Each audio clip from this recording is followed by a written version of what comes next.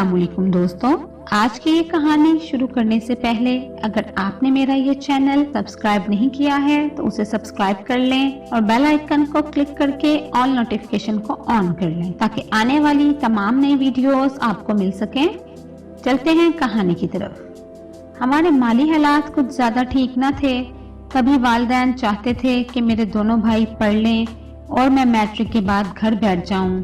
एक और वजह अब्बा के इनकार की ये भी थी कि हमारे इलाके में कोई गर्ल्स कॉलेज न था। एक बॉयज कॉलेज जरूर था जिसमें लाहौर से तबादला होकर आए अफसरान की लड़कियां दाखिला ले लेती थीं, लेकिन सख्त माहौल होने के सबब मुकामी लड़कियां मैट्रिक के बाद कॉलेज जाने का नाम भी लेने की हिम्मत न करती थीं। ऐसे में वालिद की तरफ से मुझे इजाजत मिल जाना एक मौजे से कम न था।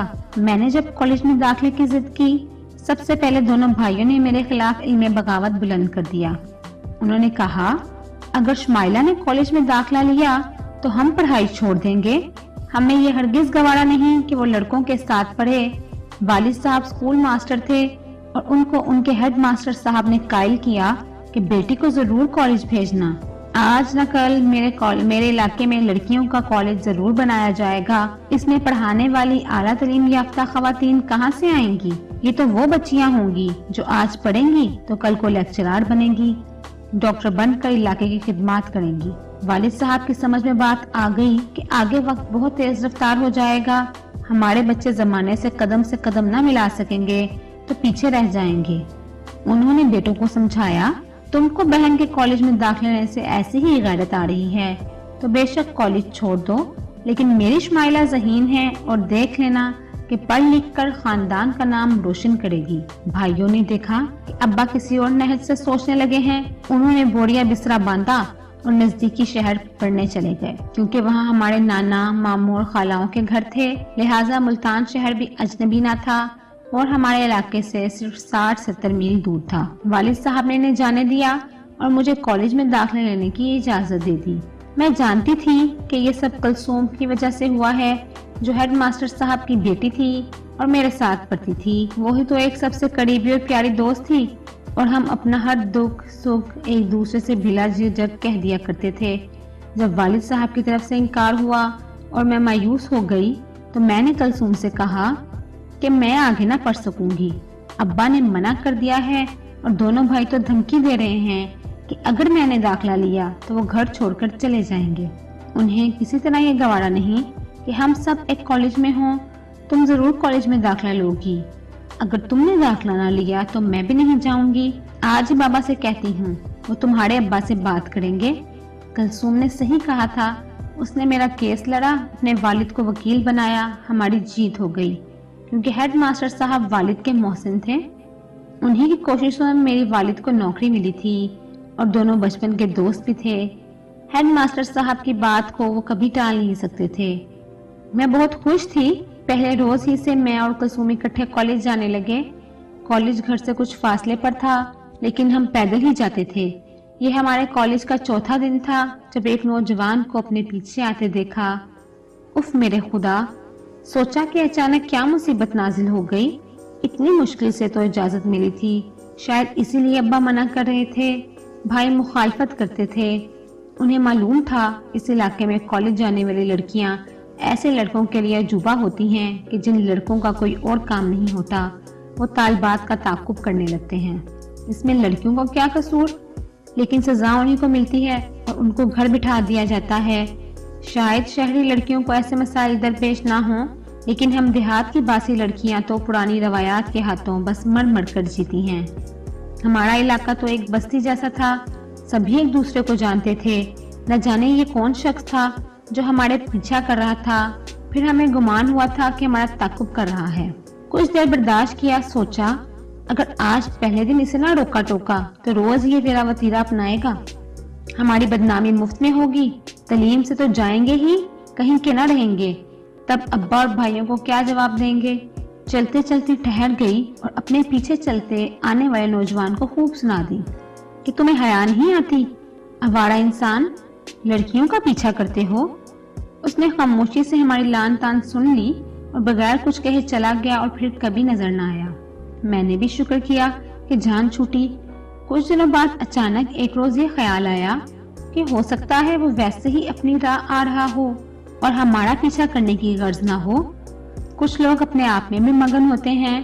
ہمیں گمان ہو گیا کہ تعاقب کر رہا ہے۔ اگر شریف آدمی نہ ہوتا تو تنگ کرنے کو دوبارہ آتا، تب کیا کر لیتے؟ مگر وہ کبھی دوبارہ کالج کے رستے میں ہمیں نظر نہ آیا۔ کلثوم سے کہا کہ اس دن جانے مجھے کیا ہوا جو اس شریف آدمی پر برس پڑی اور بڑے بازار میں اسے ذلیل کر کے رکھ دیا۔ شریف آدمی تھا۔ تم کو یہ کیسے معلوم کہ وہ شریف آدمی تھا؟ ہاں بھائی، اگر شریف نہ ہوتا اور ہمیں تنگ کرنا ہی مقصود ہوتا تو شاید ہمارا کالج جانا بھی دوبھر ہو جاتا۔ وہ بار بار ہمارا تعاقب کرتا اور ہم زد جا کر تعلیم چھوڑ دیتے۔ میری بات سن کر اس نے سر پکڑ لیا، کہنے لگی، افسانوں کہانیوں میں ایسی باتیں پڑھتے تھے کہ پہلے ہیروئن ہیرو سے ٹکرائی، لڑکی نے اس معصوم کو ڈانٹ ڈپٹ سے نوازا، بعد میں اس کے تصورات میں کھو کر آہیں بھرتی۔ ارے بابا، ایک بار تمہارے ساتھ بھی کچھ ایسا واقعہ ہو گیا تو بھول جاؤ، اسے ذہن سے نکال دو۔ پیچھے آیا تو آیا، چلا گیا تو چلا گیا، اب دھڑکا کس بات کا؟ اس روز پہلی بار اپنی بچپن کی یہ سہیلی مجھے بہت بری لگی۔ کس قدر نامعقول ہے، میں نے سوچا، ہر بات کو مذاق سمجھ لیتی ہے۔ خیر، وقت گزر گیا، ہم نے بخیر و عافیت ایف اے پاس کر لیا اور اب تھرڈ ایئر میں آ گئی۔ ایک روز میں اور کلثوم کچھ کتابیں خریدنے گئے۔ بک شاپ قریب ہی تھی۔ واپسی پر ایک موٹر سائیکل والا اس قدر تیزی کے ساتھ گزرا کہ کلثوم گر گئی اور سڑک سے لڑکتی ڈھلوان پر جا پڑی۔ اسے کافی چوٹ آئی کہ اٹھنے سے قاصر تھی۔ تبھی پیچھے آتی کار ہمارے قریب آ کر رکی اور اس میں بیٹھا آدمی اتر کر میرے پاس آیا۔ آپ اجازت دیں تو آپ کی سہیلی کو سہارا دے کر ڈھلوان سے اوپر لے آؤں؟ لگتا ہے کاری چوٹ لگی ہے، وہ بے سدھ پڑی ہے۔ میں چونکہ کافی پریشان کھڑی سوچ رہی تھی کہ اب کیا کروں۔ ڈھلان کی نشیب میں پھسلن تھی، خود اتر کر اس کی مدد کرنے سے قاصر تھی، مجبور ہو کر اس کی مدد قبول کرنا پڑی اور وہ نشیب میں اتر گیا۔ بڑی دقت سے کلثوم کو سہارا دے کر اوپر سڑک تک لایا۔ کلثوم کی حالت بری تھی، شاید پاؤں میں موچ آ گئی تھی، ایک قدم بھی چل نہ سکتی تھی، درد سے کراہ رہی تھی۔ شمائلہ پلیز مجھے پکڑو ورنہ گر پڑوں گی، دونوں پیروں میں چوٹ آئی ہے، کھڑی نہیں ہو سکتی، ٹانگ میں بھی درد ہے۔ تبھی وہ شخص گویا ہوا، گڑھے میں گرنے سے شاید آپ کو کوئی اور گہری چوٹ لگی ہے، آپ میری کار میں بیٹھ جائیں، میں آپ کو ہسپتال تک چھوڑ دیتا ہوں، ہو سکتا ہے ٹانگ میں فریکچر ہو گیا ہو۔ مجھے اپنی دوست کی حالت ٹھیک نہ لگ رہی تھی، اس کے سر سے خون رس رہا تھا، جس گھڑے میں وہ پیچھے ہوتے ہوئے لڑک کر گری تھی اس کی گہرائی کافی تھی۔ اس نوجوان نے تسلی دی اور میں نے ہمت کی، کلثوم کو اس کی کار میں سوار کرایا، خود ساتھ بیٹھ گئی اور وہ ہمیں اسپتال لے آیا جو نزدیکی شہر میں تھا۔ تبھی امداد ملنے سے میری سہیلی کی حالت سنبھل گئی، پین کلر انجیکشن لگا، ٹانگ اور پاؤں کے ایکس رے ہوئے، تب تک وہ ہمارے ساتھ رہا کیونکہ ڈاکٹر اس کا دوست تھا۔ ہمیں اسپتال میں بڑی سہولت ہو گئی۔ ہسپتال سے بوائے اسکول میں میں نے چچا فیض کو فون کر کے صورتحال بتائی۔ وہ بولے، بیٹی ابھی آتا ہوں، تم لوگ وہیں ٹھہرو۔ کلثوم کے ابو آدھ گھنٹے بعد آ گئے۔ ہسپتال ہمارے علاقے سے دور تھا، وہ اپنے ایک شاگرد کے گھر سے ان کی کار مانگ کر لائے تھے۔ جب ہم چلنے لگے تو میں نے کہا، انکل ان کا شکریہ ادا کریں، انہوں نے ہماری مدد کی۔ انکل فیض نے اجنبی لڑکے سے ہاتھ ملایا تو پہچان لیا۔ بولے، تم زمیندار حاکم علی کے بیٹے ہو نا؟ اب گاؤں میں کبھی نظر نہیں آتے؟ جی میں لاہور کالج میں پڑھ رہا ہوں اور وہاں ہاسٹل میں رہتا ہوں، چھٹیوں میں گھر آتا ہوں۔ بہت شکریہ بیٹے، تمہارے ابو سے سلام دعا ہے، میں کبھی آؤں گا شکریہ ادا کرنے۔ ضرور آئیے گا، ان کو خوشی ہوگی۔ وہ چلا گیا۔ تبھی اچانک جیسے ذہن میں گزری یاد کا کوندا لپکا، یہ شکل جانی پہچانی لگی، پہلے بھی کہیں دیکھا ہے مگر کہاں۔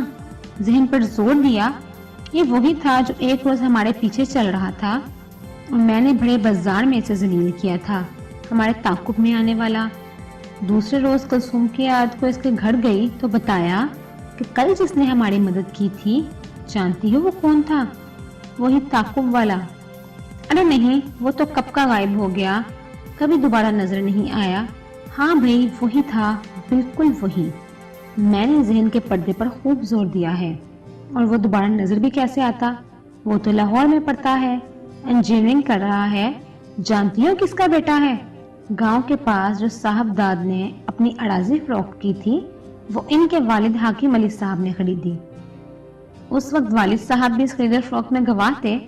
बाबा जान मुराद के वालिद को अच्छी तरह जानते हैं, तो इनका नाम मुराद है। हाँ, अब्बू ने बताया है। दिल ने इसका नाम दोहराकर मुसरत की एक लहर महसूस की।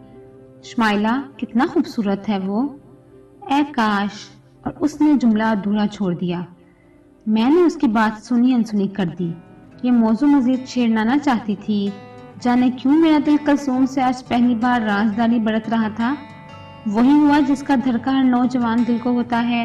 मैं मुराद के ख्यालों में गुम हो चुकी थी। किताब खोलती तो उसका चेहरा नजर आता, किताब बंद करती तो उसका चेहरा नजर आता। या अल्लाह, ये कैसी बीमारी थी। क्या मैं एक परछाई की शिदाई हो गई थी, एक साए के ताकुब में जा रही थी। ये कोई मामूली बात ना थी। दिन रात किसी के ख्याल में खोए रहना, इंसान फिर तो दुनिया के किसी काम को करने के लायक नहीं रहता, बेकार हो जाता है। अब तो इम्तिहान की तैयारी एक मुश्किल अमर हो गया। किताब पर लिखे हरूफ को गूंथती रहती और घंटों में फोम ही समझ में ना आता। गुज़िश्ता का पढ़ा भी भूल जाती थी। खुदा जाने कैसी बीमारी लायक हो गई थी मुझको, जिसके लिए कोई तबीब नहीं मिलता था और ना ही कोई इलाज था इस मर्ज का।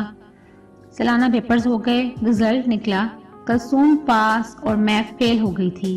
अब्बा ने बहुत डांटा और मेरा कॉलेज जाना बंद करा दिया। भाइयों ने शोर मचाया कि खामखा पढ़ाने से फायदा, जब मोहतरमा का दिल ही पढ़ाई में नहीं लगता।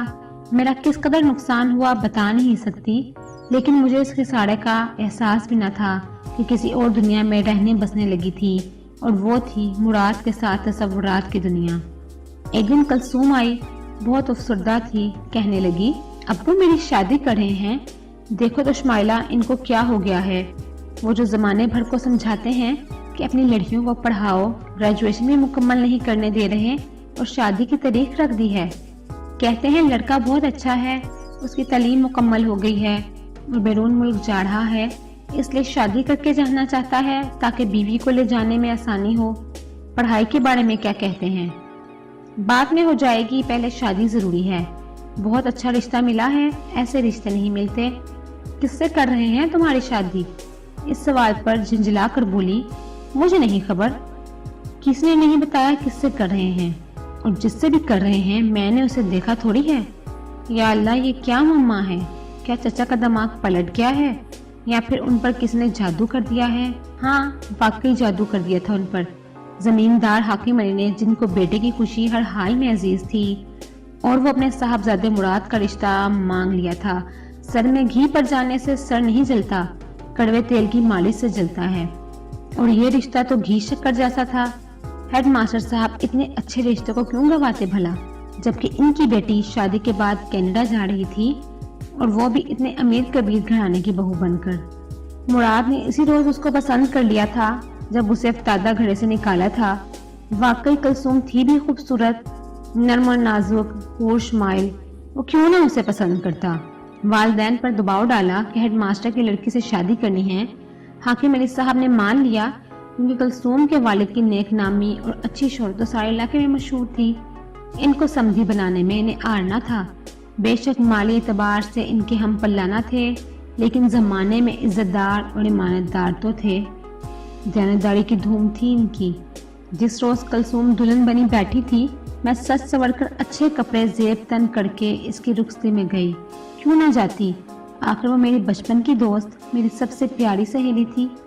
वो सुर्ख जोड़ा पहने जेवरात में लदी मुस्कुरा रही थी। इसके दिल की खुशी मध्यम मुस्कुराहट के पसे पर्दा झलक रही थी, लेकिन मेरा दिल रो रहा था। मुस्कुराहट लबों पर आती और फिर लौट जाती थी। बड़ी मुश्किल से खुद पर काबू पाया था। अचानक ही उसने मेरी जानिब गहरी नजरों से देखा। हैरत से बोली, शमाइला, तुम उदास हो क्या? मेरी शादी से तुम्हें खुशी नहीं हुई? खुशी तो है, मगर सदमा भी है। मैं क्यों उदास ना हूँ? तेरी जुदाई का दुख भी तो सहना है।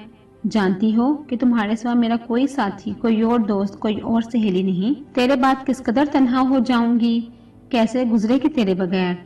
ये कहकर इसके गले लग गई और फूट फूट कर रोई, इस कदर शिद्दत से जैसे इसके बाद रोने की घड़ी फिर ना आएगी।